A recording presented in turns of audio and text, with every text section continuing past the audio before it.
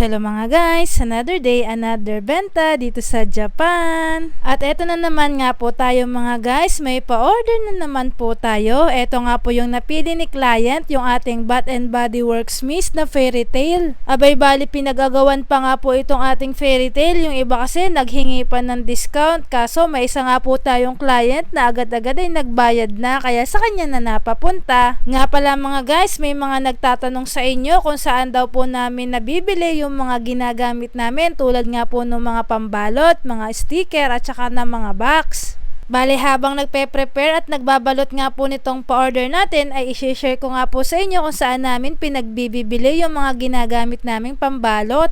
Bale una mga guys, dun sa stretch film. Yung stretch film nga po ay binili namin sa Kinds, yung marami at malakihan na, para nga po hindi tayo lugi kasi ang tagal namin na ginagamit yun. Nilalagyan namin ng stretch film yung aming mga pa-order para nga po compact siya at saka hindi magasgasan. Sunod naman mga guys, do sa air foam, bali sa Daiso lang namin yun binili. May maramihan na doon at saka iba-ibang size, kinuha namin yung square. Saktong-sakto kasi doon kapag binabalot namin yung aming mga paninda. Nilalagyan natin ng air foam para syempre hindi siya mabasag, or pag nag-alog-alog ay safe na safe yung ating item. Sunod naman mga guys, yung sticker, bali yung thank you sticker nga po at saka yung fragile sticker ay binili na lang namin online. Bali naghanap-hanap na lamang kami ng mura at saka yung maliliit para nga cute pong tingnan kapag inilalagay natin sa ating mga item. Nga pala mga guys, kami ay gabi nag-deliver ngayon ni ate, wala naman pasok kaya walking lang din kami pag may time. At andito na naman po tayo sa konbini, buti na lang talaga at may malapit na konbini sa amin. Kaya kahit alanganin yung time kapag may pumasok na order ay nakakapag-deliver pa rin po kami kasi 24 hours naman sila.